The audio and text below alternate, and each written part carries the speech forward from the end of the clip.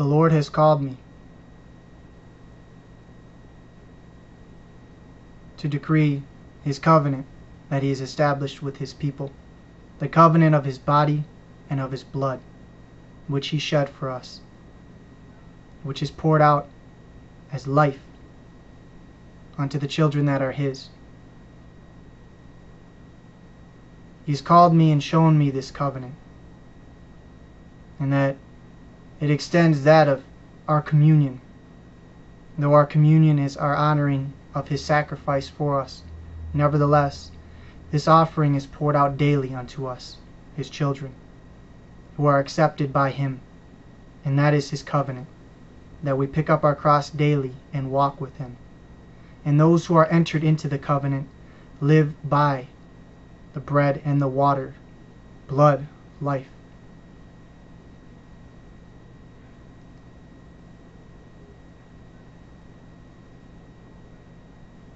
It is an acceptance fast, a chosen fast.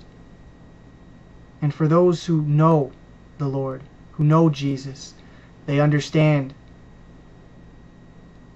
because they live through him. This is the covenant with the people that we abide by and that we live through. I have made many mistakes, but this does not change what the Lord has determined upon his people through his Spirit. We can live by each other, through the commandments and the ordinances of men, the traditions and the customs of men, the knowledge, the wisdom, the science of man. If you choose to enter into a covenant with hell, an agreement with death, and to plunge into insanity and chaos, I do not attest that I have all knowledge or any knowledge. In fact, I live daily with the fact that I will always be without the fullness of all understanding. And we live by the pursuit of knowledge and things like that. But I don't live through that. And I refuse to live through that. Man in his conceited and prideful, boastful arrogance. I would rather live through the Lord, my first love, my only love, my Father, my friend, the life, the light of life, who has more often than anything, who has never failed me. I abide in him, and he in me. And this I do not determine by a counsel of man, neither by man's failures or stumblings or imperfections or flaws. I know my own failures, my own stumblings, but I am judged by God, who lives through us. And his promise is everlasting life to as many as call upon him, to as many as enter into his covenant. Perhaps often I have appeared forceful, screaming and shouting, attempting to command. I can't force anyone, and neither does God. All that I am telling you is that if you enter into this world, you will die and you will perish, and your name will never come to remembrance. It will fade away as the wind, and the dust in the wind. But if you enter into the covenant of the Lord, into his Spirit, not man, not your churches, not any of these things, but if you enter into a covenant with Jesus in his Spirit and you live through him, then you will have life.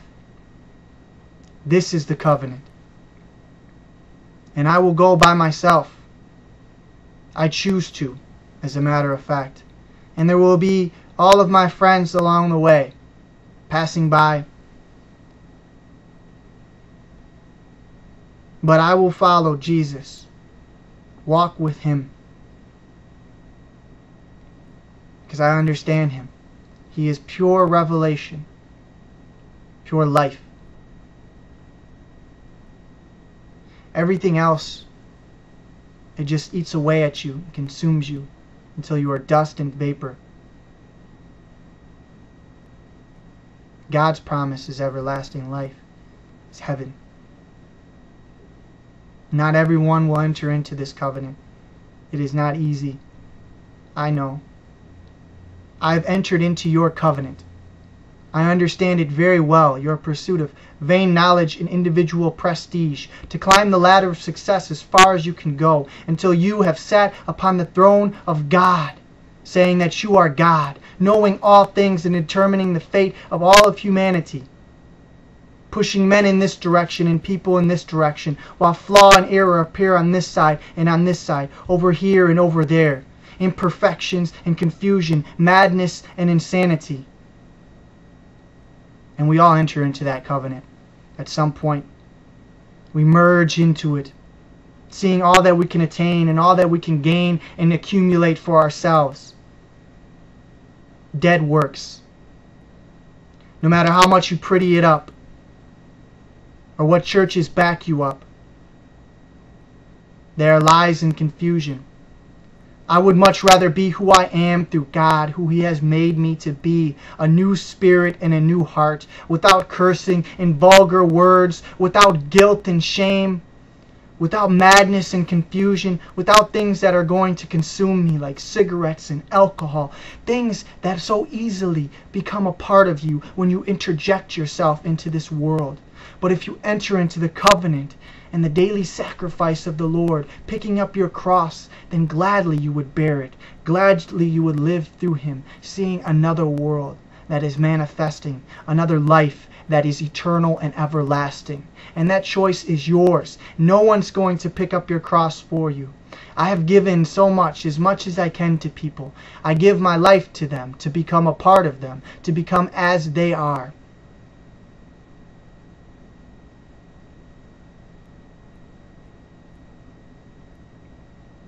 But I can't stand not looking upon my Father, upon the Lord, His Spirit that still, despite my own failures, continues with me each day.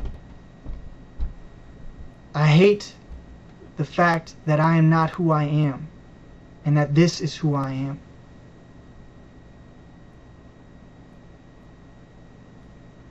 But this, who I am, can only be through the Lord. And His hand is not too short to save us. He flows through creation like pure, everlasting vibration and energy. And He works like hands and feet and a head and legs and a body. He works and He moves throughout.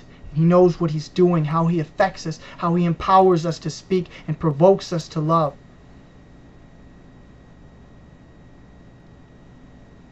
I've tried it. They say read books, this, you need this and this and this and this to be a prince, to be this. But I can't be who you want me to be. You've made a mistake. You have.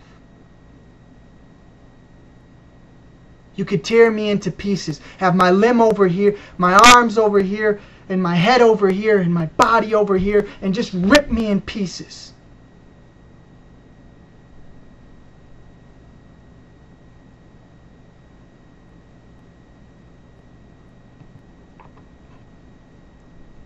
I will live through God and Him in me, as He promised. And that is His covenant. And it's your choice whether or not you enter into it.